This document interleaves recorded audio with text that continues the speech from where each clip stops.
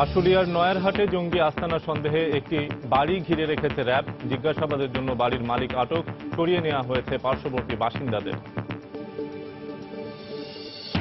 দেশে খাদ্য নিরাপত্তা নিশ্চিত করতে কাজ করছে সরকার, বললেন প্রধানমন্ত্রী শেখ হাসিনা। বিশেষ অবদান রাখায় ৬৪ জন ব্যক্তি ও প্রতিষ্ঠানকে বঙ্গবন্ধু কৃষি পদক প্রদান। আগামী নির্বাচনকে কেন্দ্র করে প্রধান দুই জোটের বাইরে নতুন জোট গঠনের তোড়জোড়। বিকল্প শক্তি হিসেবে আত্মপ্রকাশই লক্ষ্য, বলছেন নেতারা। আশাবাদী নন বিশ্লেষকরা।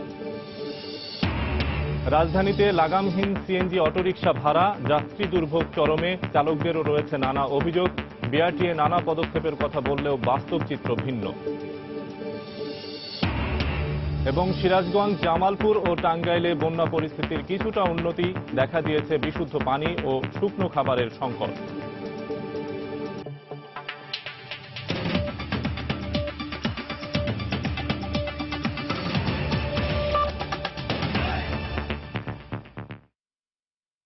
সময় সংবাদের সঙ্গে আছি আমি শফিক মোহাম্মদ।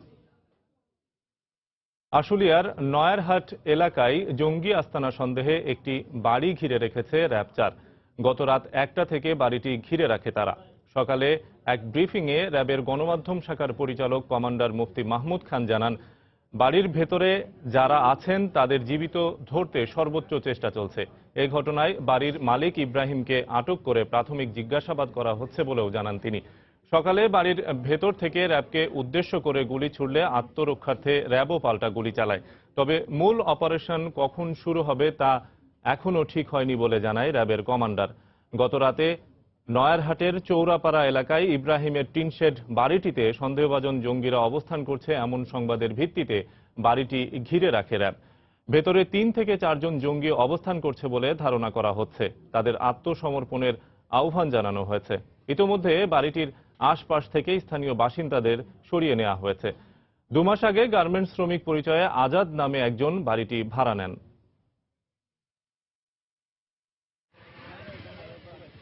হঠাৎ করে কেমন আওয়াজ হলো, বিকট আওয়াজ। তো তাৎক্ষণিক আসলে বোঝা সম্ভব হয়নি যে আসলে কি হচ্ছে। তো পরপর ২-১টা গুলির আওয়াজ হলো। মানে আতঙ্কের ভিতরে আছে আমরা এলাকার ভিতরে। আল্লাহ যারা এই যে রাস্তাঘাটে বৈশা থেকে চলাফেরা করে এরা দেখে রাত্রে একটু বাড়তি দেখে। এরকম জায়গায় যেরকম ঘটনা ঘটবো আমরা কোনোদিন ধারণা করি নাই। বেশ কয়েকবার কিন্তু গুলি বর্ষণ হয়েছে এবং র্যাব গুলি চালিয়েছে এবং এর মধ্যে বেশ কয়েকটা বোমারও বিস্ফোরণ ঘটেছে। এখন এই অবস্থায় আছে। আমরা আসলে সার্বিকভাবে আমরা চেষ্টা করেছি যে এখনো চেষ্টা চালিয়ে যাচ্ছি যে যারা ভিতরে আছে, আমাদের ধারণা মতে একাধিক জঙ্গি এখানে অবস্থান করছে এবং তাদেরকে আত্মসমর্পণের যে প্রক্রিয়া আছে সেটা আমরা বেশ কিছুক্ষণ আগেই শুরু করেছি এবং সেটা এখনো আসলে বলবৎ আছে। এবং ইতিমধ্যেই আমাদের বোম ডিসপোজাল ইউনিট এখানে আসছে এবং আমাদের যে স্পেশাল ফোর্স তারাও এর মধ্যে আসছে। এই মুহূর্তে ঘটনাস্থলে আছেন রিপোর্টার আজহার লিমন। সরাসরি চলে যাচ্ছি তার কাছে। আজহার, নতুন আর কি তথ্য আছে আপনার কাছে? শফিক, এতক্ষণ আমরা আসলে ওই আশুলিয়ার নয়ারহাটের চৌরাপাড়ার যে বাড়িটিকে নিয়ে আজকের এই অভিযান র্যাবের, সেই বাড়িটির ঠিক দক্ষিণ পাশ থেকে জানাচ্ছিলাম। ঠিক এখন কিন্তু আমরা বাড়িটি ঠিক উল্টো পাশে, পশ্চিম পাশে অবস্থান করছি। তো সর্বশেষ খবর যদি আপনাকে জানাই যে ঠিক 11টার পর আমরা এখানে কিছু পরিবর্তন দেখছি। আমরা দেখছি যে র্যাবের পক্ষ থেকে একটি টহল হেলিকপ্টার আসলে ওই বাড়িকে ঘিরে কতগুলো চক্কর দিয়েছে অনেকটা টহলের মতো করে। এবং আমরা সর্বশেষ যেটি দেখছি যে এখানকার যারা আইন শৃঙ্খলা রক্ষা বাহিনী, বিশেষ করে র্যাবের বিভিন্ন ইউনিট, তারা কিন্তু সক্রিয় হয়ে উঠছেন এবং আমাদেরকে তারা যেটি জানিয়েছেন যে এখন সকাল থেকে আপনি জানেন যে আসলে গত রাত 1টা থেকে এখন 12টা বাজে, প্রায় 11 ঘন্টায় তাদেরকে বহুবার কিন্তু আত্মসমর্পণের জন্য আহ্বান জানানো হয়েছে হ্যান্ড মাইকে এবং নানাভাবে। এখন র্যাব সদস্যরা বা র্যাবের পক্ষ থেকে আমাদেরকে যেটি অনেকটা আনঅথরাইজড সূত্রে জানানো হচ্ছে যে আসলে এখন ঠিক এই মুহূর্ত থেকে একটি সময় বেঁধে দেওয়া হবে তাদের আত্মসমর্পণের জন্য। এবং আমরা দেখতে পাচ্ছি যে আসলে এই চৌরাপাড়ার ওই বাড়িটি ঘিরে, আমার পেছনে যে বাড়িটি, সেই বাড়িটি ঘিরে কিন্তু র্যাব সদস্যদের তৎপরতা আসলে ক্রমশ বৃদ্ধি পাচ্ছে।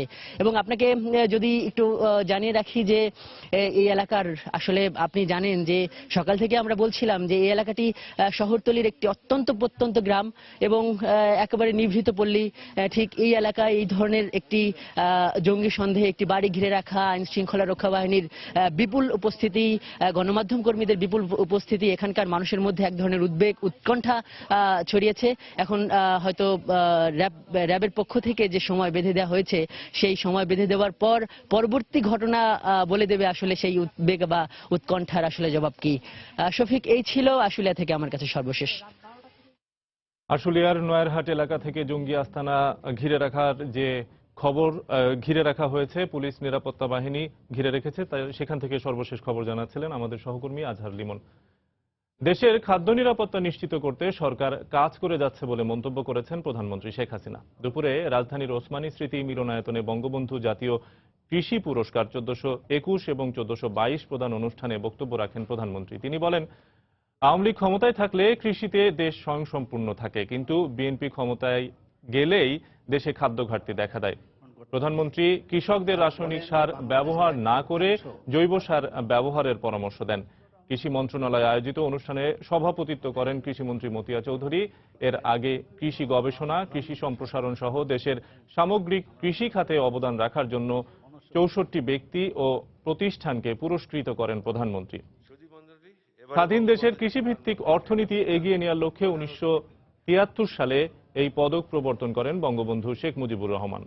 তহবিল গঠন করেন, তারই ধারাবাহিকতায় বর্তমান সরকারকে পদক গ্রহণের আহ্বান জানাচ্ছি। পরিবেশ বান্ধব প্রযুক্তি উদ্ভাবন ও ব্যবহারের ক্ষেত্রে স্বর্ণ পদকের জন্য অন্নপূর্ণা এগ্রো সার্ভিস মনোনীত হয়েছে।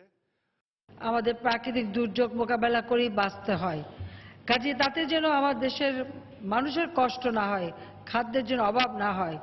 তাই আমরা এমনি সারা বাংলাদেশে হিসেব করে দেখেছি, এখন আমাদের কাছে প্রায় 1,06,00,000 মেট্রিক টনের উপর খাদ্য সব জায়গায় মিলে, সরকারি বেসরকারি মিল মালিক কৃষক তাদের সবকিছু মিলে কিন্তু আমাদের আছে। তারপরেও আমরা আরো অতিরিক্ত খাদ্য আমদানি করে আমাদের মজুদ ঠিক রাখছি, যেন আমাদের দেশের মানুষ কোনো মতেই খাদ্যে কষ্ট না পায়, তার ব্যবস্থা ইতিমধ্যে আমরা করছি। বিভিন্ন দেশ থেকে আমরা নগদ টাকায় খাদ্য নিয়ে আসছি, পাশাপাশি আমাদের খাদ্য আমদানির উপর যে ট্যাক্স ছিল সেটা আমরা কমিয়ে মাত্র 28 টাকার জায়গায় 10 টাকায় নামিয়ে এনেছি। কোন ধরনের পণ্য উৎপাদন হয় তার উপর ভিত্তি করে সে সমস্ত পণ্য প্রক্রিয়াজাত করে সেগুলি যেন আমরা আপৎকালীন সময়ের জন্য আমাদের রিজার্ভও রাখতে পারি, আবার আমরা যেন রপ্তানিও করতে পারি। সেই রপ্তানিযোগ্য পণ্য উৎপাদন এবং প্রক্রিয়াজাত করা, আমাদের এই শিল্প এলাকাগুলি আমরা যে অঞ্চলগুলি করছি সেখানে প্রতিটি জায়গায় এর জন্য বিশেষ সুবিধা দেওয়া হবে। একাদশ জাতীয় সংসদ নির্বাচনকে সামনে রেখে রোডম্যাপ প্রকাশ করেছে নির্বাচন কমিশন। এই মুহূর্তে নির্বাচন কমিশনে বক্তব্য রাখছেন CEC K M Nurul Huda. সরাসরি চলে যাচ্ছি সেখানে।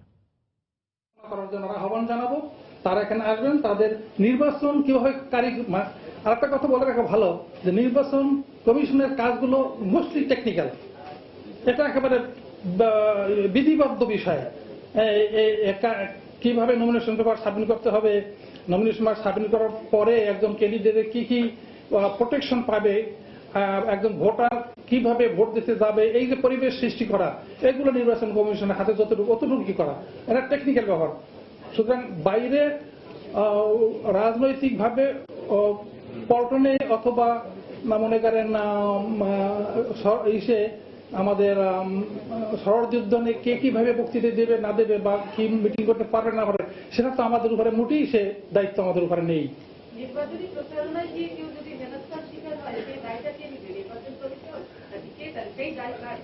নির্বাচন কমিশনের শিডিউল ঘোষণা করার পরে নির্বাচন কমিশনের আওতায় নির্বাচনের কোনো লোককে কোনো যদি ব্যাহতকারী নির্বাচন প্ররোচনায় তাকে ভোট দিতে নিষেধ করে এবং যারা ক্যান্ডিডেট তাদেরকে ক্যান্ডিডেটসের হতে যদি কেউ প্রতিবন্ধকতা সৃষ্টি করে, তার জন্য আমাদের হাতে আইন আছে, সেগুলো সেই ব্যবহার করা যাবে।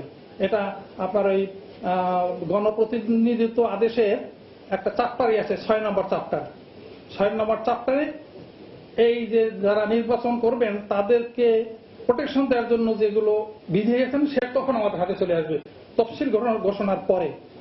প্রতিনিধি, রাজনৈতিক দলের প্রতিনিধি, রাজনৈতিক দল, ভোটার, যারা ক্যান্ডিডেট, তাদের আইনগত যে প্রোটেকশন দেওয়ার বিষয় আছে সেগুলো আমরা পালন করতে পারবো। সেটা হচ্ছে প্রথমত নির্বাচন করবার দায় এবং দায়িত্ব সরকার তো আপনাদের সহায়ক ভূমিকা পালন করবে, কিন্তু নির্বাচন সময় যে সরকারই থাকুক না কেন নির্বাচনকালীন সময়ে আপনাদের সহায়ক সরকারের ভূমিকা পালনের সক্ষমতা কি আছে কিনা। আর দ্বিতীয় হচ্ছে আপনারা সংগ্রাম করবে বিভিন্ন সংগঠনের সঙ্গে, রাজনৈতিক দলগুলোর সঙ্গে। কেন্দ্রের যে একমাত্র দায়িত্ব পালন করে পুলিশ প্রশাসন, তাদেরকে নিয়ে আলাদা করে আপনারা কোনো বৈঠক করবেন কিনা? হ্যাঁ, করা হয় তো, করা হয়।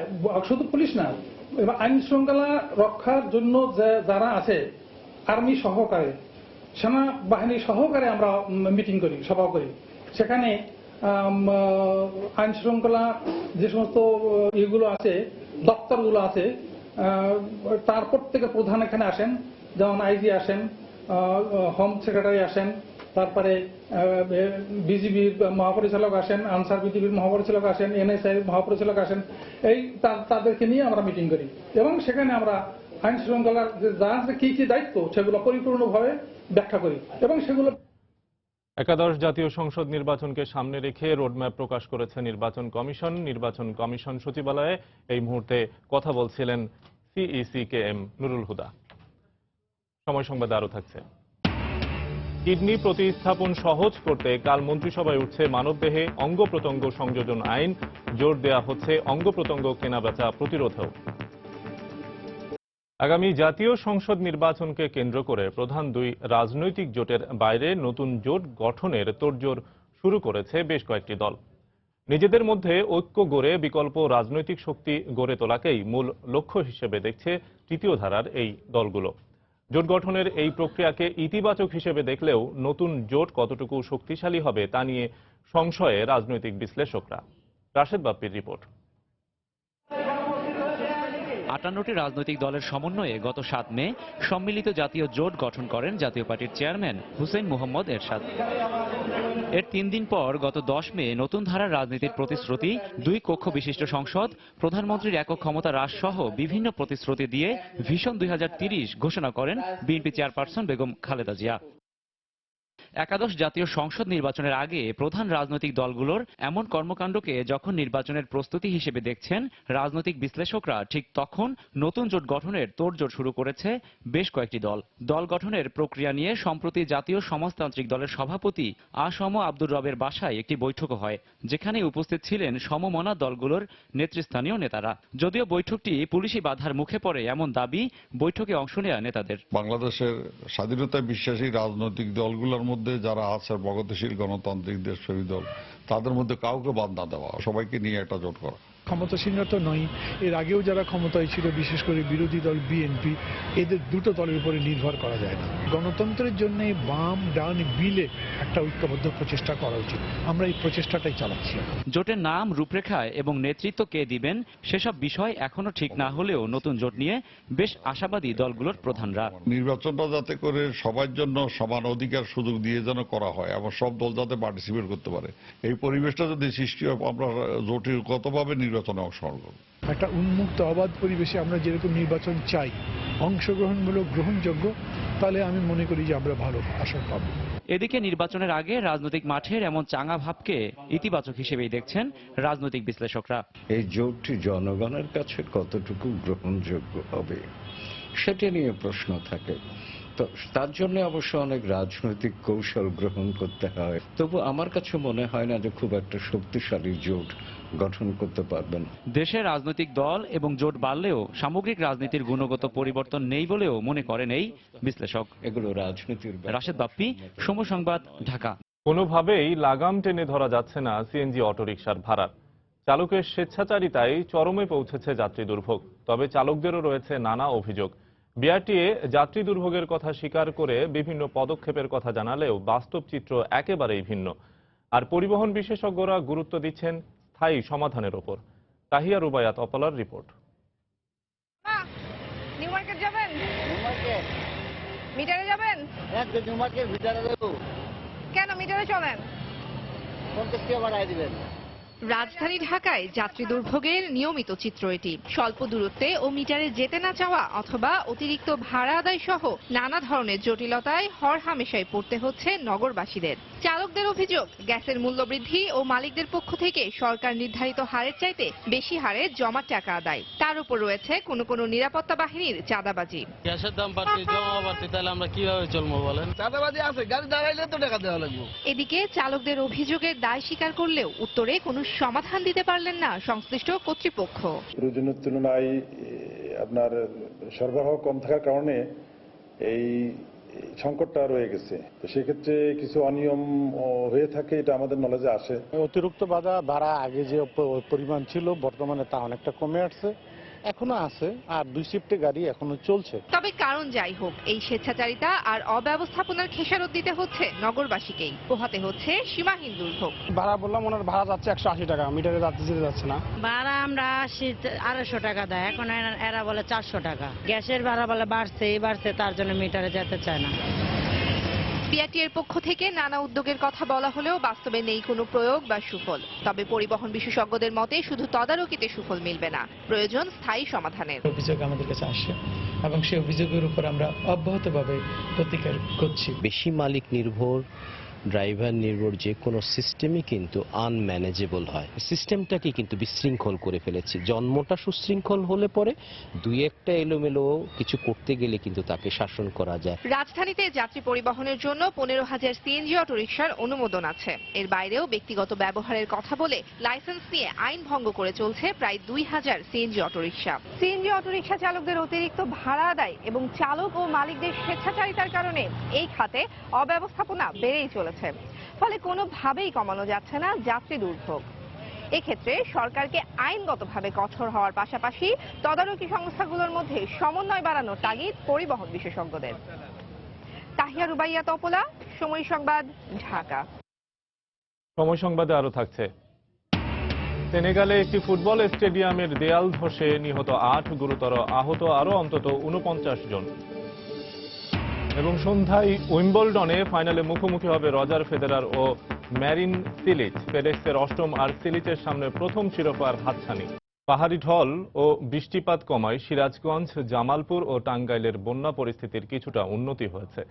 তবে এসব এলাকায় দেখা দিয়েছে বিশুদ্ধ পানি ও শুকনো খাবার সংকট। যমুনা নদীর পানি কমতে থাকায় সিরাজগঞ্জের বন্যা পরিস্থিতির কিছুটা উন্নতি হয়েছে। তবে এখনও পানিবন্দী রয়েছেন জেলার 5 উপজেলার চরাঞ্চলের লক্ষাধিক মানুষ। রাস্তাঘাট ও ফসলি জমি তলিয়ে যাওয়ায় চরম ভোগান্তি পোহাচ্ছেন যমুনা পাড়ের বাসিন্দারা।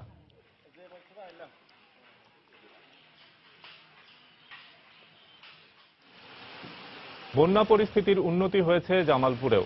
বাহাদুরাবাদ ঘাট পয়েন্টে যমুনা নদীর পানি 10 সেন্টিমিটার কমে বিপদসীমার 59 সেন্টিমিটার উপর দিয়ে প্রবাহিত হচ্ছে। তবে বন্যা কবলিত এলাকায় মানুষের পাশাপাশি গবাদি পশুর খাবারের সংকট দেখা দিয়েছে। পানিবন্দী রয়েছে টাঙ্গাইলের 5 উপজেলার প্রায় 10,000 পরিবার। এসব এলাকায় পর্যাপ্ত ত্রাণ সরবরাহ না থাকায় অনাহারে দিন কাটাচ্ছেন বলে অভিযোগ করেছেন বানভাসী মানুষ। দেশে মাত্র 1 থেকে 2% রোগীর কিডনি প্রতিস্থাপন সম্ভব হচ্ছে। এজন্য বিদ্যমান আইনকেই দায়ী করছেন রোগীরা। সমস্যা সমাধানে প্রস্তাবিত সংশোধনী সহ কাল মন্ত্রিপরিষদ সভায় উঠছে মানবদেহে অঙ্গ প্রত্যঙ্গ সংযোজন আইন। এতে কিডনি সহ রোগীদের বিভিন্ন অঙ্গ প্রতিস্থাপনে আইনি জটিলতা অনেকটা কমে আসবে বলে মনে করেন চিকিৎসকরা। সেলিয়া সুলতানার রিপোর্ট। সমস্যা হলো আইন, ডাক্তার একটা লিস্ট ধরাই দিল যে এই লোকের থেকে আপনি নিতে পারবেন, এর বাইরে থেকে নিতে পারবেন না। এই জন্য আমি 2.5 বছর যাবৎ এই হসপিটালে ডায়ালিসিস চলতে আসছি। নিকটাত্মীয় কিডনি দিতে রাজি হলেও আইনি জটিলতার কারণে কয়েক বছর ধরে ডায়ালিসিসের উপর নির্ভর করতে হয় রোগীদের। আবার অনেকে কিডনি প্রতিস্থাপনের কথা ভাবলেও পিছিয়ে আসেন নানা কারণে। ট্রান্সফারের খরচের তো মেলা লাগে, এগুলোতে আমাদের এত নাই। ট্রান্সফার করতে পরে 3 বছর পরে আবার এটাও ইনফেকশন করে এটা নষ্ট হয়েছে। 1982 সালে কিডনি ট্রান্সপ্লান্ট শুরু হওয়ার পর গত 34 বছরে বঙ্গবন্ধু শেখ মুজিব মেডিকেল কলেজ হাসপাতালে কিডনি প্রতিস্থাপন করা হয়েছে মাত্র 510টি। 17 বছরে বারডেম হাসপাতালে কিডনি প্রতিস্থাপন করা হয় 125 জনের। এছাড়া ঢাকা মেডিকেল কলেজ হাসপাতালে মাত্র 5 জন, আর গত 4 বছরে চট্টগ্রাম মেডিকেল কলেজে মাত্র 2 জনের দেহে কিডনি প্রতিস্থাপন করা হয়েছে। এছাড়া কিডনি ফাউন্ডেশন প্রতিস্থাপন করে 391 জনের এবং অ্যাপোলো হাসপাতাল 21 জনের। কিন্তু বাংলাদেশে প্রতি বছর কিডনি প্রতিস্থাপনের প্রয়োজন হয় কমপক্ষে 9000 কিডনি রোগীর। কিন্তু বিদ্যমান মানবদেহে অঙ্গ প্রত্যঙ্গ সংযোজন আইন 1999 অনুযায়ী রক্তের সম্পর্কিত নিকটাত্মীয় ছাড়া অন্য কোনো ব্যক্তি কিডনি দান করতে পারবেন না। আজকে আমাদের বাচ্চারা তারা বেডরুম শেয়ার করে না, ওয়াশরুম শেয়ার করে না, তারা কিডনি কিভাবে শেয়ার করবে? সেই মানসিকতায় কিন্তু আমাদের বাচ্চারা মানুষ হচ্ছে না। তাহলে আমার কিডনি ডোনারের স্বল্পতার কারণে আমরা ট্রান্সপ্লান্টেশন এরকম আগাতে পারছি না। আমাদেরকে ক্যাডাভারিক ট্রান্সপ্লান্টেশনে যেতে হবে। ক্যাডাভারিক ট্রান্সপ্লান্টেশনটা হলো যেসব মানুষ আইসিইউতে ব্রেন ডেথ ডিক্লারেশন হয়ে যায়, ব্রেন ডেথ ডিক্লারেশন হওয়ার মুহূর্ত থেকে 24 ঘন্টা তাদের কিডনি সচল থাকে। এদিকে আইনি জটিলতার কারণে ভারতেই প্রতি সপ্তাহে যান 8 থেকে 10 জন রোগী। এতে বছরে ব্যয় হয় প্রায় 300 কোটি টাকা। সমস্যা সমাধানে সোমবার প্রস্তাবিত সংস্কার ও সংশোধনী সহ আইনটি উঠবে মন্ত্রিসভায়, জানায় স্বাস্থ্য অধিদপ্তর। মানবদেহের অঙ্গ প্রত্যঙ্গ সংযোজন এবং প্রতিস্থাপন নিয়ে সংশোধনী আগামী সোমবার ক্যাবিনেট সভায় উপস্থাপিত হবে। যাদের মৃত্যু অবধারিত বলে চিকিৎসকগণ মনে করবেন, তাদের শরীর থেকে তাদের আত্মীয় স্বজনের সম্মতি সাপেক্ষে প্রয়োজনীয় অঙ্গ সংগ্রহ করা যাবে। সংশ্লিষ্টরা মনে করেন এই আইনের মাধ্যমে একদিকে কিডনি প্রতিস্থাপনের সুযোগ বাড়বে, কমবে খরচ। সেলিয়া সুলতানা, সময় সংবাদ, ঢাকা। 3 দিনব্যাপী আন্তর্জাতিক নির্মাণ শিল্প মেলার শেষ দিনে ক্রেতাদের আগ্রহ ছিল দেশীয় প্রতিষ্ঠানগুলোর দিকেই। ব্যবসায়ীরা বলছেন, বিভিন্ন ধরনের পণ্যের প্রচারণার পাশাপাশি মেলার মাধ্যমে উপকৃত হয়েছেন নতুন উদ্যোক্তারাও। দর্শনার্থীদের বক্তব্য, গেল 5 বছরে নির্মাণ শিল্পে গুণে মানে প্রশংসনীয় অগ্রগতি অর্জন করেছে বাংলাদেশ।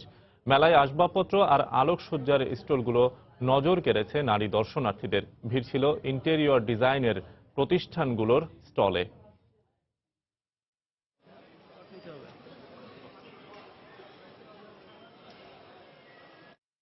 দেশের বাইরের খবর। সেনেগালে একটি ফুটবল স্টেডিয়ামের দেয়াল ধসে অন্তত 8 জন নিহত হয়েছেন। এছাড়া গুরুতর আহত হয়েছেন আরও 49 জন। রোববার দেশটির রাজধানী ডাকারের ডেম্বা দিওপ স্টেডিয়ামে লিগ কাপের ফাইনাল খেলার সময় এই দুর্ঘটনা ঘটে। 90 মিনিট পর খেলা 1-1 গোলে ড্র থাকার পর অতিরিক্ত সময়ে এমবুরের গোলে এগিয়ে গেলে সমর্থকদের মাঝে সংঘর্ষ শুরু হয়। পরিস্থিতি নিয়ন্ত্রণে পুলিশ কাঁদানে গ্যাস নিক্ষেপ করে। পরে সমর্থকরা একটি দেয়ালের পেছনে আশ্রয় নিলে হঠাৎ দেওয়ালটি ধসে পড়ে। এছাড়া পদদলিত হয়েও অনেকে আহত হয় বলে জানায় স্থানীয় সংবাদ মাধ্যম।